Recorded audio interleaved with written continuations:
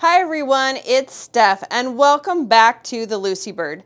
Today I'm going to give you a tutorial on one of my favorite specialty rulers called the Striopology Ruler. Now this isn't necessarily a ruler if you're just getting started out quilting. It's not something you need to go and invest in right away.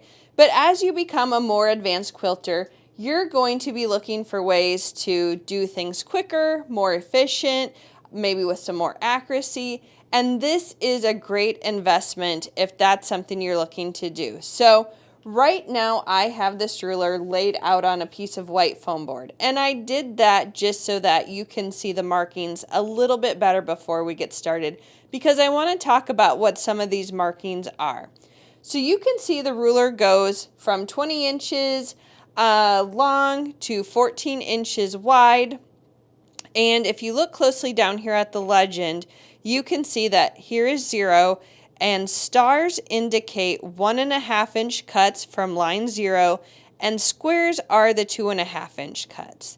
So if you are cutting something like a lot of binding, if you're cutting a certain square that has 2.5 inches or 5-inch measurements, you could use this ruler to set the ruler down once, do a lot of strip cutting without having to move it, and then you can have something that would take quite a bit of time and multiple times moving your ruler.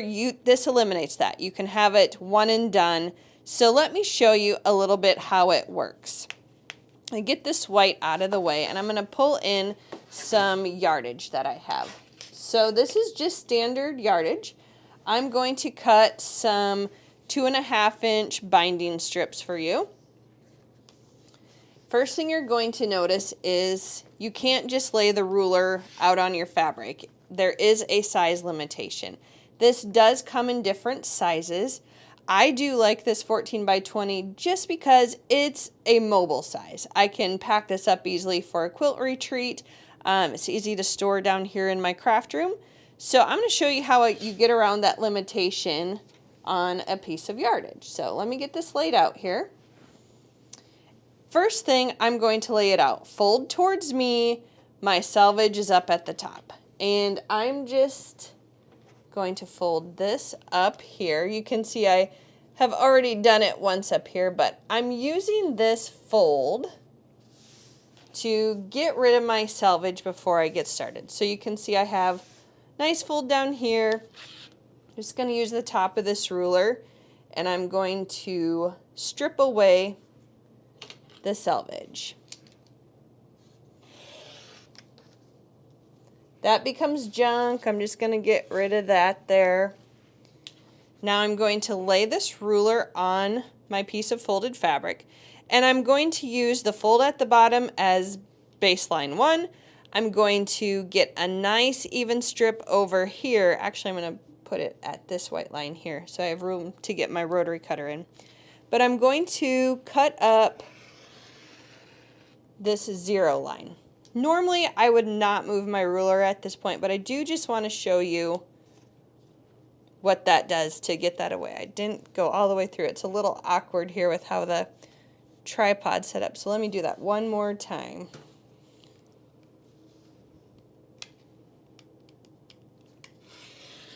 Go up all the way to the top and pull that away.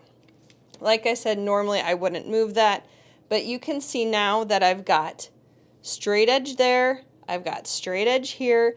If I'm cutting binding, I do mine in 2.5 inch strips. So now I would just look for my squares all the way across, apply some pressure, cut all the way up. Find the square. You're not having to do the math. You're not having to move your ruler and maybe miscut, mismeasure.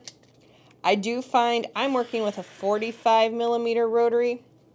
That's a great size for this project. The 60 might be a little bit too big, but you can see if you gently lift this up, all of the strips are cut. So you could see how that could make quick work of strips. If you're wanting to do squares, you could now rotate this. I can't rotate my mat. I could just rotate this here just to show you. Normally you would just slide your mat, but if this were all set up and I rotated my ruler, I now could cut 2.5-inch squares really quickly. So this just is an efficient way to get through the cutting of your project quickly.